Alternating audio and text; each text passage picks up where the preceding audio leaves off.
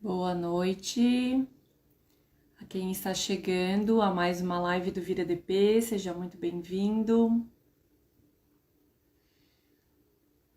Vamos aguardar um pouquinho o pessoal ir entrando para não perder nada desse conteúdo de hoje. Boa noite.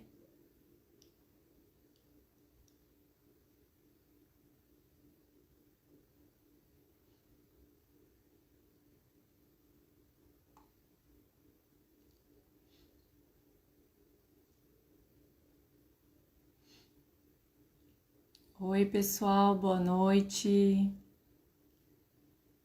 Quem está chegando, vai me dizendo se o áudio e o vídeo estão certinho aí para vocês. Se está chegando legal, se vocês estão conseguindo me ver e me ouvir bem, para que a gente possa dar continuidade.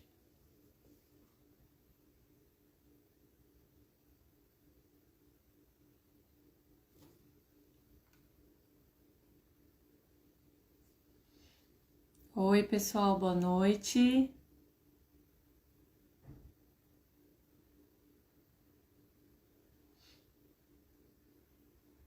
Boa noite.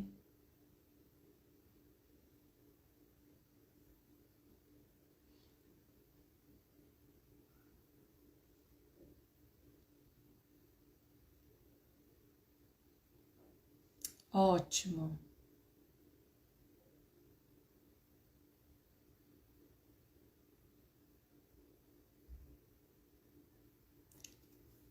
Então, gente, que bom que tá com a imagem e o áudio bom, né? Vamos só dar um tempinho para o pessoal ir entrando, para a gente iniciar o conteúdo de hoje, que a gente vai falar um pouquinho sobre advertência e suspensão no trabalho.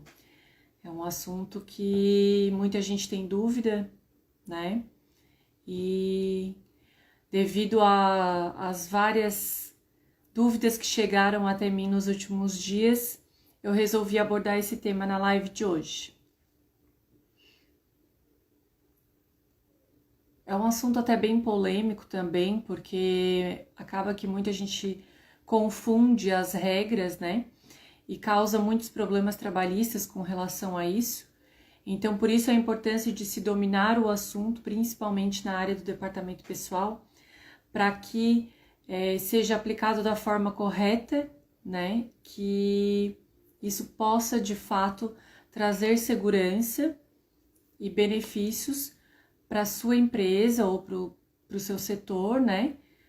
Para evitar que uma situação mal aplicada, mal entendida ou mal interpretada cause problemas futuros de passivo trabalhista também, né? É um ponto que eu prezo muito no departamento pessoal, é justamente isso, né? O fato de você dominar o assunto que você está, de fato, transmitindo ou trabalhando naquele momento, porque as regras mudam de acordo com o ambiente ao que você está inserido e também de acordo com a situação geradora. Então é muito importante que, além de você avaliar também a legislação, você consiga adequar a lei à sua realidade de fato. Por isso a advertência e a suspensão geram tantas dúvidas no nosso meio, né, que é classificar a diferença entre, de fato, uma falta grave, uma falta leve e em que situação cabe cada tipo de advertência, cada tipo de chamada de atenção, enfim. Então é muito importante que a gente conheça e domine de fato todas as regrinhas e todas as leis também, né, que geram as regras para advertência e suspensão, tá? Então vamos iniciar na nossa live de hoje, de fato entrando agora no assunto, né, mais a fundo. Eu fiz uma breve introdução aí do porquê da importância de a gente, de fato, saber de todos os detalhes de cada lei antes de a gente aplicar, de cada situação dentro do próprio departamento pessoal, de fato, né? É muito importante isso para evitar passivo trabalhista. Mas agora entrando mais a fundo no nosso assunto de hoje, é muito importante que vocês se atentem aos detalhes que eu vou citar aqui, para que evite essas confusões que acabam gerando com relação à advertência e suspensão no trabalho. Repito, é um assunto que gera muitas dúvidas no dia a dia, também para o departamento pessoal, mas principalmente lá dentro da empresa, na própria situação geradora ou empregador, na hora de aplicar, não sabe de fato quais são as regras para que isso possa acontecer sem maiores problemas, né? Então, assim, ó, a advertência e a suspensão, elas não têm maiores detalhes especificados na lei, na legislação, tá? Existem alguns artigos dentro da CLT que trazem alguns detalhes a respeito da aplicação da advertência e da suspensão, mas muito vai da interpretação do fato gerador que aconteceu para que fosse aplicada a tal da advertência ou da suspensão. Deixa eu explicar um pouquinho melhor. A advertência, ela não é prescrita na legislação, ela só é especificada quais são as faltas ocasionadas ou os problemas, se pode-se dizer assim, ocasionados pelos trabalhadores que podem ser interpretados como justa causa ou aplicação de advertências pelo empregador ou pelo próprio departamento pessoal nesse caso, né? Então, o que acontece? A advertência, ela é uma chamada de atenção por algum problema ou alguma situação de negligência do trabalhador. Algum problema que ele causou, né, para a empresa. A gente chama no departamento pessoal as faltas causadas pelo trabalhador. Mas quando a gente fala em faltas causadas pelo trabalhador, não são as horas faltas, os minutos de falta, e sim as faltas, os problemas, se assim ficar mais claro, que o trabalhador causou no dia a dia do trabalho dele, no exercício do trabalho dele dentro da empresa. Para que isso aconteça, é necessário que a empresa defina o problema de fato, esclareça, claro, quem foi o causador e aplique a advertência para que isso não se repita. Um exemplo: a utilização de EPIs, que são os equipamentos de proteção individual, quem trabalha principalmente em indústria conhece bem, sabe que é obrigatório a utilização desses equipamentos em algumas áreas da produção, ou em todas, dependendo do tipo da indústria.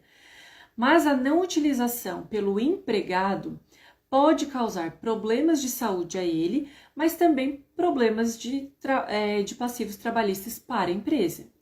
Então, ao observar que um trabalhador não está se utilizando de um equipamento de segurança, ele está causando uma falta para a empresa, né? A gente assim o chama e identifica.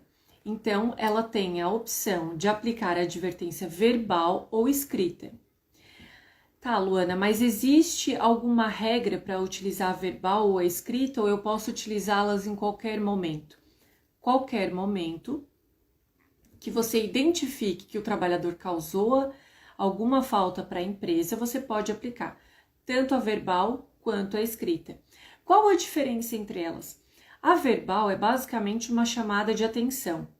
É como se você percebesse, identificasse um problema e observasse que talvez o trabalhador tenha causado sem maiores intenções, né? Então, você o chama no departamento pessoal da empresa e aplica a advertência verbal, chamando a atenção daquele trabalhador para o problema causado por ele. Na advertência escrita, além de você executar essa chamada de atenção, além de você advertir o empregado do problema, da falta gerada por ele, você também formaliza a situação. Você cria uma prova de que a empresa tem conhecimento do fato gerado pelo trabalhador e que o advertiu daquilo. Como é o caso, por exemplo, volto naquele que eu mencionei anteriormente, que é o caso da utilização de equipamentos de segurança, né? Os equipamentos de proteção individual. Por quê? Eles são treinados e orientados a utilizar, mas nem sempre eles seguem as regras da empresa ou da própria legislação. Então, automaticamente ele está fazendo uma escolha e essa escolha pode penalizar a empresa, pode causar um problema para a empresa e por isso, e não só por isso, mas de fato, nesse caso, a empresa precisa reconhecer e aplicar a advertência, né? Então, essas são as formas de aplicar a advertência, a verbal e a escrita. Quando a gente aplica uma advertência escrita, nem sempre o trabalhador ele reconhece que causou aquele problema. Ele evita ou até se recusa a assinar o documento. Isso acontece com muita frequência. Para nós que trabalhamos no departamento pessoal, isso é bastante frequente. Nesse caso, qual é a orientação? A orientação é que você recolha assinaturas de pelo menos 2 testemunhas que acompanharam o fato, tenham conhecimento do fato gerado pelo trabalhador, para que possam comprovar a formalização da advertência, dizendo que, mesmo sendo orientado e advertido, o trabalhador não cumpriu as regras, ou da legislação, ou do regulamento interno, do código de ética da empresa, enfim. Existe uma regra do qual não foi cumprida, o trabalhador teve conhecimento, foi advertido e se recusou a reconhecer a advertência junto à empresa. Então, é bem importante que ao formalizar, no caso de recusa do trabalhador, seja feita a formalização através de algumas testemunhas que estivessem presentes ou que conhecessem o fato gerado, tá? A advertência vale para o MEI também? Sim, para qualquer trabalhador de qualquer ramo de atividade, de qualquer tipo de empresa, de qualquer tributação, inclusive para as domésticas, tá? Esse tipo de situação ocorre numa relação entre empregador e empregado. A partir do momento que o trabalhador descumpre alguma regra e isso causa algum, como eu falei, problema, ou para ele ou para a empresa, e a empresa tem conhecimento disso, ela tem, de certa forma, obrigação de advertir que nada mais é do que, mais uma vez, orientar e chamar a atenção do seu trabalhador para fazer o procedimento correto, tá? Então, qualquer tipo de trabalhador, para qualquer tipo de empresa, ou até mesmo para doméstica, MEI, né? Trabalhadores de produção rural, trabalhadores de CNO, que é a classificação, o Código ali Nacional de Obras, né? Então, para qualquer tipo de empregado mesmo, tá? E assim, existem as faltas leves, que a gente chama, causadas pelos trabalhadores que geram as advertências, e existem as faltas mais graves, que daí estão previstas no artigo 482 da CLT, que inclusive, além de serem motivos de advertência, podem causar uma justa causa. Dependendo da gravidade, né? Dependendo da gravidade do fato ocasionado pelo trabalhador ou da reincidência. Porque o que acontece? Muitas vezes, o trabalhador causa alguma situação para a empresa, do qual gera advertência, mas ele volta a fazer, por achar que é só mais um papel, é só mais uma chamada de atenção e nada mais vai acontecer. Só que o fato de a empresa advertir automaticamente gera um passivo para uma justa causa futuramente, porque ela já está avisando que ele está tendo uma má conduta na empresa e não está seguindo as regras da legislação ou as suas próprias regras, né? Então, automaticamente, isso pode gerar lá na frente uma justa causa. As faltas mais leves seriam faltas ao trabalho, que não deixa de ser um motivo para a aplicação de advertência, porque tem aqueles que faltam hoje, faltam amanhã, daí vem o resto da semana, mas daí depois não vem de novo mais 2, 3 dias, faltam mais uma semana, enfim. Faltas injustificadas ao trabalho, sem número mínimo ou máximo, isso não tem regra. A partir do momento que o trabalhador faltou ao trabalho sem justificativa, ele está passivo de ser advertido pela empresa, tá? Mas isso não impede ele de voltar a causar, de voltar a efetuar a falta, né?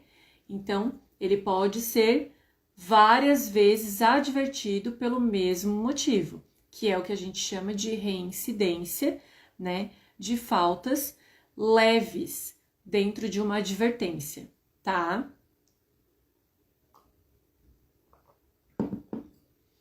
Pessoal, até aqui todo mundo conseguindo acompanhar a imagem, o vídeo, a imagem e o áudio? Deem um joinha aí pra mim, porque às vezes eu vou falando muito rápido e pode não estar tão bom aí o retorno para vocês.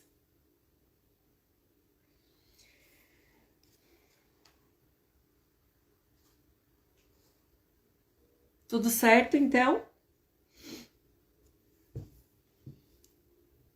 Tá, vou dar continuidade aqui. Qualquer coisa vocês vão me avisando, tá?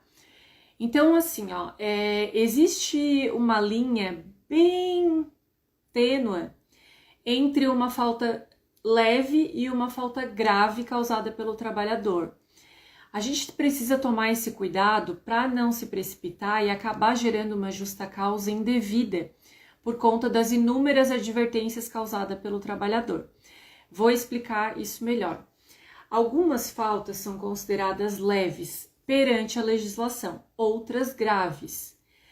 Mas as leves, com muita reincidência ou ainda progredindo a um grau de gravidade um pouco maior, ela pode ser considerada assim uma justa causa diretamente. Eu posso advertir e automaticamente já aplicar a justa causa ao trabalhador, tá?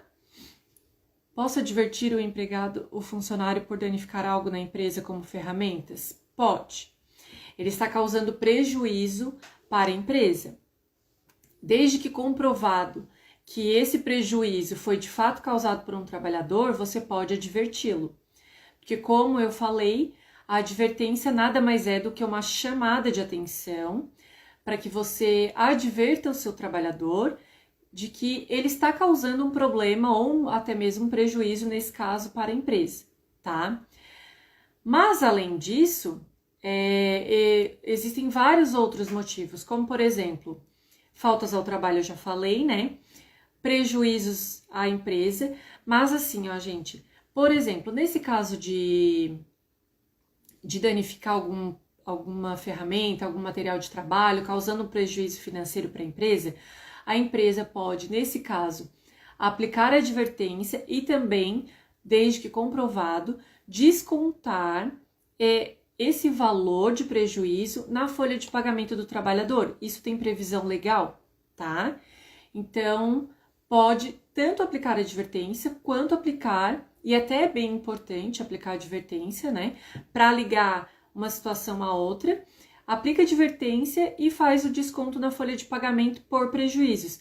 Tem várias formas de chamar essa verba, mas é muito importante que ela fique exatamente relacionada a um fato que o trabalhador causou à empresa, como desconto por prejuízos mesmo, tá bom? Então, além de aplicar a advertência, pode também efetuar o desconto em folha de pagamento, tá?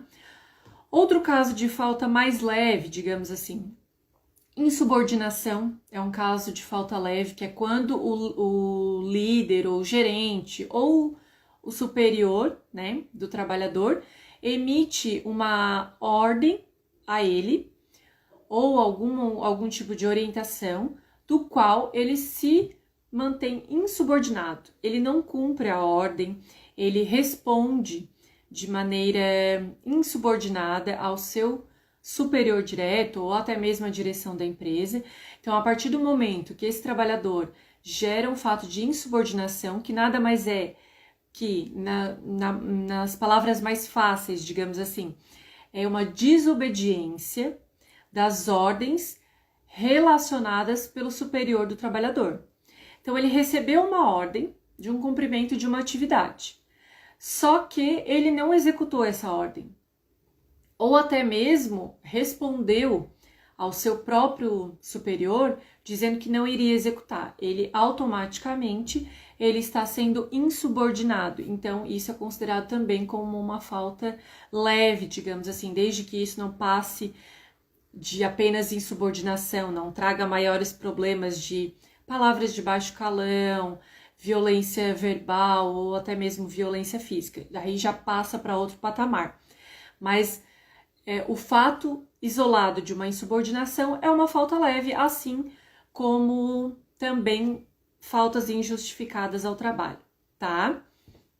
Então, assim, lá no artigo 493 da CLT, também fala que a partir do momento que o trabalhador executar alguma das faltas, além daquelas consideradas leves, que são as relacionadas no artigo 482 da CLT, ele pode, além de ser advertido, ele também ser demitido por justa causa. E daí vale a atenção, porque tem gente que acaba aplicando, por exemplo, X advertências, então já posso demitir por justa causa. Ou então, eu posso aplicar advertência, suspensão, daí se ele não resolver, eu aplico a justa causa. Não é bem assim, gente. O que tem que ser avaliado é a gravidade do fato ocasionado pelo trabalhador. Então, fiquem bem atentos a isso. Não é o número de advertência ou de situações geradas pelo trabalhador que de fato ocasionam uma justa causa, mas sim a reincidência, que é fazer inúmeras vezes a mesma coisa, ou a gravidade do problema causado por ele, tá? No departamento pessoal, a gente escuta muito isso, tanto da parte dos empresários de fato, quanto da parte de outros departamentos pessoais. Só que é importante, como eu falei, a gente dominar bem o assunto, porque uma justa causa mal aplicada é problema na certa de ação trabalhista para a empresa. Então, mais vale a gente pecar por excesso do que por falta de zelo nessa situação. Porque, como eu falei, é uma linha bem estreitinha entre uma situação leve e uma situação grave, a reincidência, o número de situações. Então, é um problema não se atentar aos detalhes da regra. Porque, como eu falei, não existe na lei algo que diga assim, X número de advertência causa uma justa causa. X, isso e aquilo pode gerar uma advertência. Aquilo não. Não. A lei fala que algumas faltas consideradas graves ocasionadas pelo trabalhador são justa causa, mas o resto aplica advertência, sem uma regra de mínimo ou máximo. Então, a gente tem que avaliar muito bem isso. Eu vou relacionar para vocês e explicar cada item que está lá no artigo 482 da CLT, que fala sobre as faltas graves que podem ser executadas pelo trabalhador e aplicadas como justa causa pela empresa, tá? Para que fique mais claro ainda como avaliar melhor na hora de aplicar a advertência lá na sua empresa, tá bom? Ato de improbidade, que é o quê? É uma omissão de fatos ou uma inverdade de fatos que o trabalhador exerce sobre a empresa de forma desonesta. Por exemplo, ele tem uma informação, na empresa que pode gerar um problema maior lá na frente bom, vamos imaginar aqui, tá? Ele sabe que a máquina X está com problema e ela vai causar problema no turno seguinte.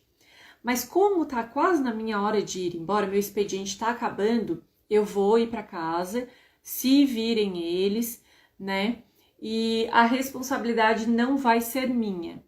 Ele está omitindo um fato que causa um prejuízo ou até mesmo um acidente de trabalho, que é muito grave, Então, ele está omitindo ou agindo com inverdade, de forma desonesta contra a empresa. Isso é um ato de improbidade, porque quando a gente lê lá na lei, ato de improbidade, meu Deus, o que é isso? Né? Porque a lei fala esses termos mais técnicos, digamos assim. Então, um exemplo para que vocês entendam melhor, o ato de improbidade seria isso. Luana, mas meu funcionário fez isso, mas a gente conversou, ele é um bom funcionário, ele, enfim, teve os motivos dele, não vai fazer mais. Eu posso só adverti-lo? Pode. É que você tem a chance, departamento pessoal, de gerar uma justa causa, mas não que você seja obrigada a dispensar o funcionário. Só que uma coisa que eu chamo muito atenção é que sempre que o departamento pessoal observar que existe alguma falta sendo causada pelo trabalhador, não façam vistas grossas, mesmo que ele seja um bom trabalhador, mesmo que ele seja um excelente profissional. Por quê? Vai ou pode existir um momento que você precise se utilizar de provas de que ele agiu ou de má fé, ou de mau conhecimento, de falta de conhecimento, de mau procedimento, mas que ele acarretou num problema para a empresa. E ele foi advertido por isso, para que lá na frente não aconteçam outras situações do qual seja comentado a seguinte situação: mas eu não sabia. Vocês nunca me falaram nada, eu desconhecia essa situação. A partir do momento que você cria uma advertência, você cria uma prova a favor da empresa de que ela está cumprindo com as suas regras, está cumprindo com a legislação, e no primeiro momento que ela visualiza um problema com o trabalhador sendo causado por ele, tanto podendo prejudicar ele e demais trabalhadores quanto a empresa, ele foi advertido por isso. Então, eu prezo muito pela segurança, e nesse sentido, a segurança do departamento pessoal é criar documentos e provas, né, e relatórios, enfim, mas que seja de fato efetivado a advertência no trabalhador, tá? Outro item que tem lá no artigo 482 da CLT: incontinência de conduta e mau procedimento. O que é? Esse é um assunto mais delicado. Por quê? Ele é uma ofensa ao pudor. É quando trata-se de pornografia no trabalho ou alguma ofensa aos seus colegas com relação ao pudor, né? Infelizmente, até inclusive acessos a conteúdos considerados ilegais nesse sentido, né? A gente, infelizmente, conhece muitos casos disso no departamento pessoal, onde a gente abrange mais empresas, e até se vocês acessarem assuntos relacionados na internet, vocês vão ver que isso é um assunto bem polêmico, mas que é muito frequente nas ações trabalhistas de justa causa das empresas. Por quê? Porque uma vez comprovado que o empregado agiu dessa forma com relação ao pudor dos seus colegas de trabalho, ou até mesmo acessando conteúdos impróprios no ambiente de trabalho ou com as ferramentas de trabalho, ele automaticamente criou a sua própria justa causa, tá? A partir do momento que a empresa tem essa prova, ela não precisa de mais nada para fazer uma rescisão por justa causa. Cabe advertência e cabe uma justa causa, tá? Por que aqui eu estou citando tanto essa questão da justa causa? Porque, como eu falei, lá atrás existem aquelas faltas mais leves. O funcionário está faltando aqui, lá eu vou, né? Ele não usou o equipamento de segurança uma vez, eu vou lá e aplico uma advertência, uma falta leve, enfim. Mas existem aquelas que infringem totalmente a legislação, tanto trabalhista, quanto a Constituição Federal, quanto os regimentos internos da empresa. Então, por isso, a segurança de se cuidar no sentido da gravidade dos fatos ocorridos ou até mesmo da reincidência, tá? Mais um item aqui é a negociação habitual por conta própria. O que isso quer dizer? É quando o empregado se utiliza de informações privilegiadas dentro da empresa para gerar uma concorrência com a própria empresa. Peraí, vou explicar melhor. Por exemplo, eu sou vendedora, tenho um acesso livre a uma lista de clientes de determinada empresa, né? Só que eu vou começar a vender por conta própria outros itens, né? Também de outras empresas, mas vou utilizar a lista dos meus clientes da empresa onde eu já trabalhava, enfim. Isso é negociação por conta própria. É quando você se utiliza de informações privilegiadas por trabalhar dentro da empresa para criar uma concorrência contra ela, né? Você trabalha pelas costas, né? Eu trabalho numa construção civil, sou engenheira, né? E sei das obras X e Y que a empresa vai fechar.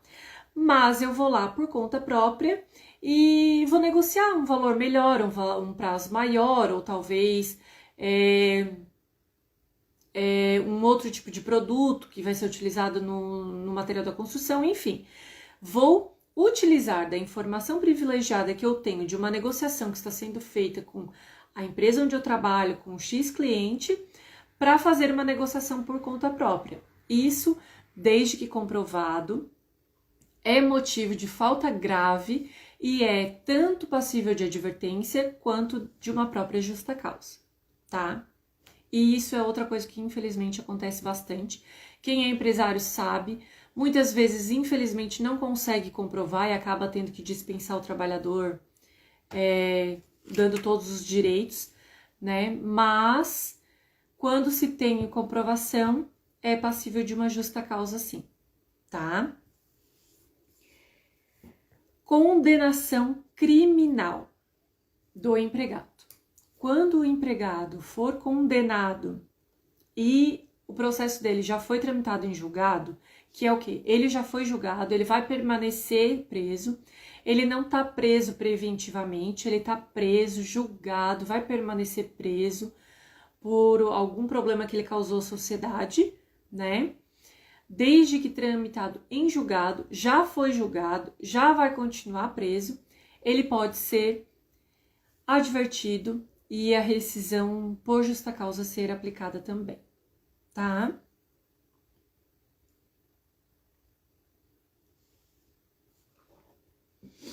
Desídia no desempenho das funções, isso é o que mais acontece. É a falta de atenção, é a negligência, é o desleixo, né? Por quê? Isso acaba acarretando em problemas de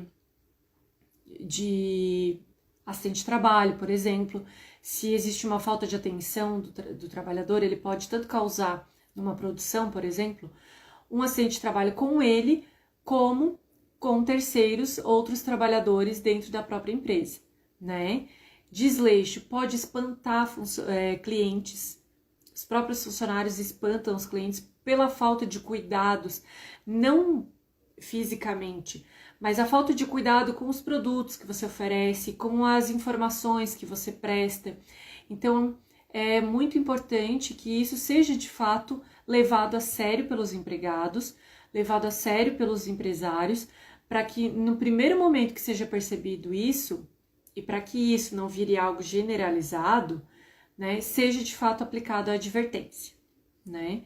Então, a desídia seria isso, é a falta da conduta correta, dos cuidados, da atenção, não agindo com negligência, não agindo com desleixo, com a falta de cuidado, porque isso, além de poder causar problemas físicos, dependendo da onde se trabalha, pode também causar problemas financeiros para a empresa, espantando aí os clientes dela, né? Quando o funcionário é chamado para servir o exército, permanece como funcionário ou pode fazer a rescisão? Então, quando ele até nos últimos conteúdos, eu mencionei algo a respeito, porque quando ele é chamado para servir ao exército, ele pode ser suspenso do contrato de trabalho, quando ele está servindo o exército. É diferente do alistamento militar, né? Nesse caso, dependendo da situação, pode ser feita a rescisão, mas normalmente é feita a suspensão do contrato de trabalho do trabalhador por impedir o reconhecimento da situação. Por quê? Ele comunicou que ele vai se ausentar e ele foi recrutado pelo governo para se apresentar ao exército. Então, por motivo de força maior, ele não consegue prestar o trabalho. Mas a empresa não é penalizada por isso, ele permanece suspenso, não tem nenhum custo com a empresa, não tem salário, não tem imposto, né? E a partir do momento que ele retornar, daí sim é feita a avaliação da sua rescisão ou não. Esse é o procedimento mais comum.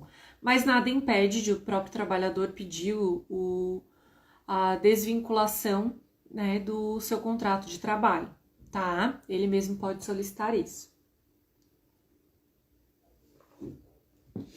E mais um motivo, que é uma causa grave considerada no artigo 482 da CLT, é embriaguez habitual ou em ambiente de trabalho.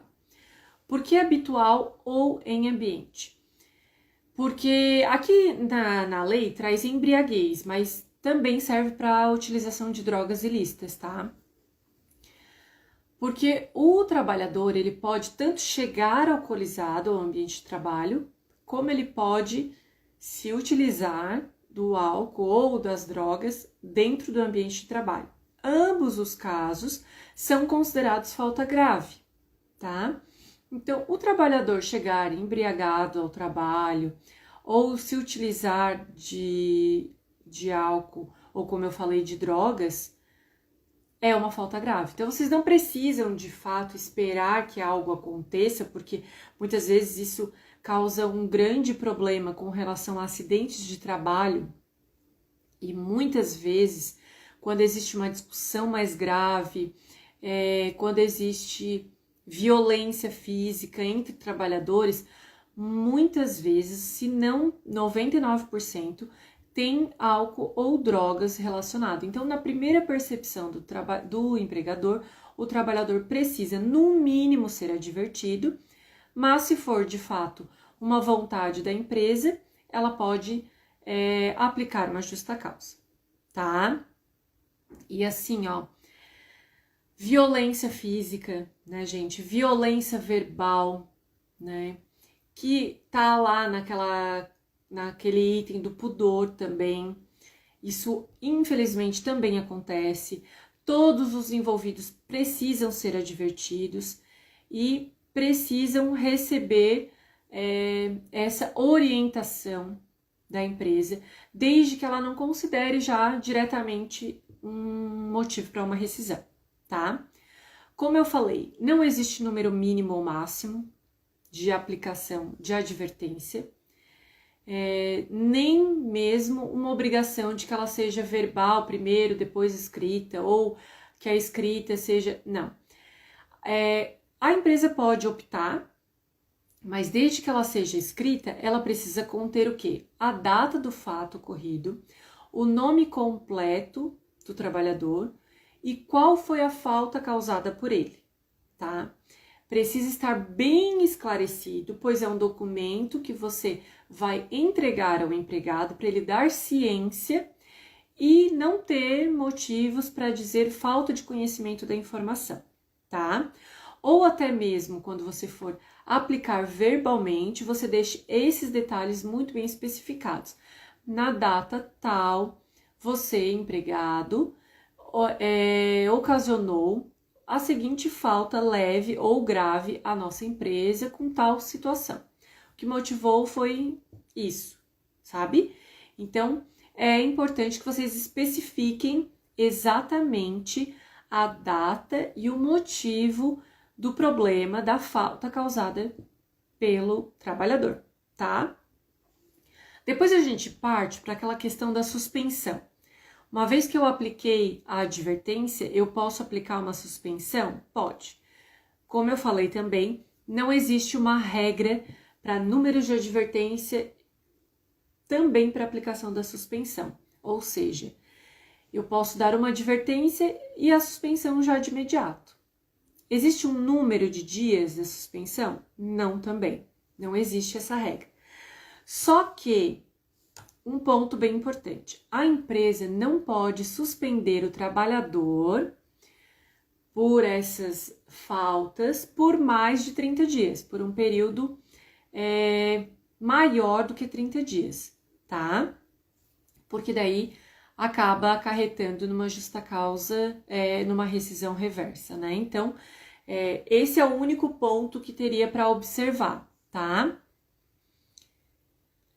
E se o trabalhador se recusar a assinar, só a assinatura do encarregado serve? A orientação é de 2 testemunhas, pelo menos, que acompanharam a situação ou que tiveram conhecimento do fato gerado pelo trabalhador, tá?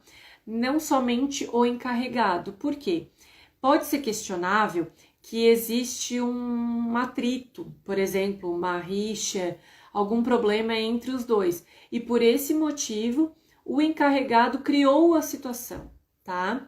Ou que não seja encarregado, mas que seja um colega de trabalho. Então, o ideal é sempre 2 testemunhas. Em caso de que o trabalhador se recusou a assinar, pega a assinatura de 2 testemunhas, mostra a ele para que ele tenha conhecimento, né, do fato e segue o procedimento em diante, tá?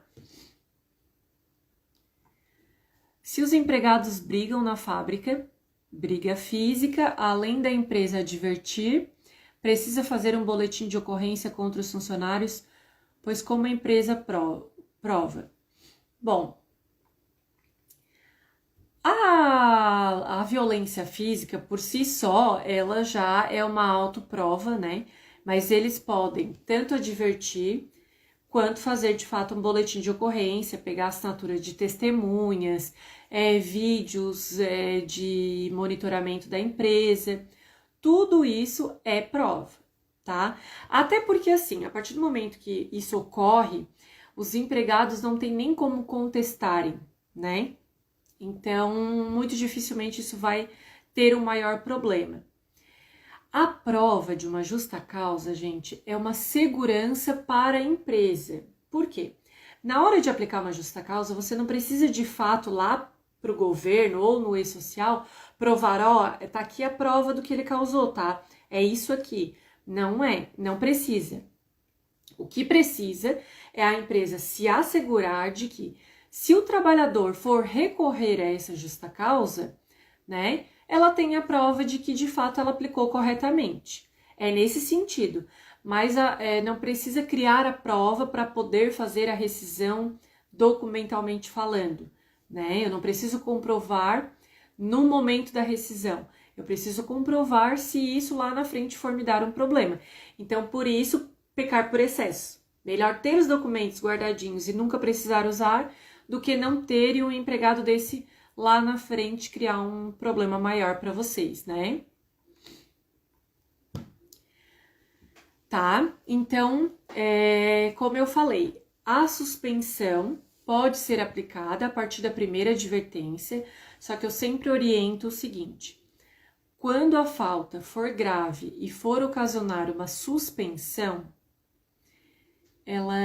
a empresa optar pela suspensão, ela não poderá aplicar uma rescisão por justa causa. Por quê?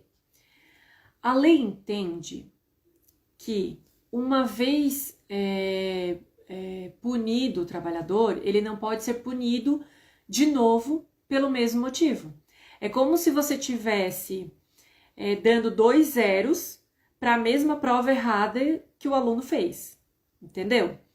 É como se você tivesse de fato penalizando, você estar penalizando o trabalhador 2 vezes pela mesma coisa. Por exemplo, ele causou um prejuízo para a empresa, eu vou advertir, ok? Aí eu vou suspender também ele por 3 dias, Luana, e quando ele voltar, eu vou aplicar a justa causa. Ou você adverte e rescinde o contrato, ou você adverte e suspende. Não, Luana, mas eu já fiz isso várias vezes, ok? mas não pode. Não é o certo. Por isso que eu falo, na hora de fazer a rescisão por justa causa, na hora de fazer, você não vai precisar comprovar o motivo que você fez a justa causa. Mas, se um empregado desse ou uma fiscalização cobrar o motivo de fato, você vai ter problemas. Nós tivemos esse problema no departamento pessoal. E não só uma vez. Porque existe a lei principal lá do início da CLT que diz que é tudo que mais beneficiar o trabalhador. Tá, mas aqui eu não posso muito pensar nele porque ele causou um problema. Sim, aí depois vem, o trabalhador deverá ser penalizado uma vez pela mesma coisa. Ou seja, eu não posso penalizá-lo várias vezes pela mesma coisa, eu posso adverti-lo pela mesma coisa inúmeras vezes. Ok, não existe regra para isso. Posso suspender ele várias vezes pela mesma coisa. 10 dias, 5 dias, 3 dias, ok, pode também, porque não existe regra para isso, só não pode passar a suspensão de 30 dias. Mas não pode suspender e rescindir, porque ao advertir, você está só comunicando ele do problema que ele causou. Mas ao suspender, você está, de fato, causando um prejuízo para ele, porque na suspensão você vai descontar o salário dos dias que você suspendeu e mais o DSR. E na rescisão por justa causa, ele só recebe saldo de salário e férias vencidas se ele tiver. Então, você vai estar prejudicando ele financeiramente 2 vezes. Então, se atentem a isso. Se atentem à gravidade dos fatos, se atentem à reincidência dos fatos para ser aplicada uma advertência e uma suspensão. A advertência, vocês podem dar quantas vocês quiserem, suspensão também. Mas pelo mesmo motivo, vocês podem suspender uma vez ou rescindir o contrato uma vez. Dei 3 advertências e uma suspensão, Luana. Quando ele voltar, eu posso suspender de novo? Não. Quando ele voltar, eu posso rescindir? Não. Entenderam? Dei 3 advertências e uma suspensão. Ele voltou, me causou mais 3 problemas ou mais um problema. Eu adverti e suspendi. Tá certo? Eu adverti e rescindi. Tá certo? Entenderam? A advertência é só um comunicado. A suspensão é uma penalização. E a rescisão por justa causa também. Então, você tem que escolher ou suspende ou rescinde. Avalie aí bem a gravidade, a reincidência, o tipo do trabalhador, se você está munido de provas para não ter problemas lá na frente e cria aí o maior número de documentos e comprovações de que você está cumprindo com a lei, está de acordo com a legislação, com os regulamentos protegidos pela empresa, né, de que qualquer percepção de algo de errado, você está de fato agindo como a lei exige, né, aplicando as regras, advertindo, orientando, treinando, e guarde toda essa documentação para se um dia precisar de fato, tá? Mas a dica básica é essa: se atentem à gravidade, se atentem à legislação, não apliquem advertência para um porque é mal para o outro, que não, porque hoje é uma realidade, amanhã pode ser outra, e vocês podem precisar lá na frente. Então, é necessário, de fato, que vocês não criem exceções, que vocês criem regras e cumpram com elas e que sigam a legislação trabalhista para evitar problemas lá na frente, tá bom? Gente, mais alguma pergunta? Só um lembretezinho, isso tudo e mais um pouquinho eu trago lá no e-book simplificado, simplificando as rotinas do DP, do Vira DP, tá?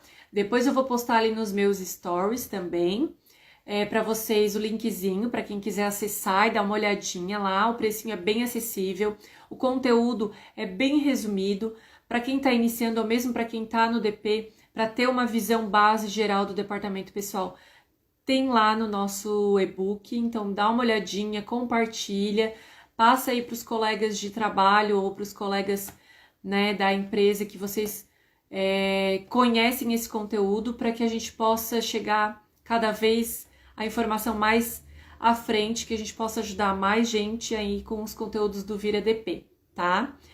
A gente tá preparando muitas novidades aqui na minha página do Vira DP para vocês.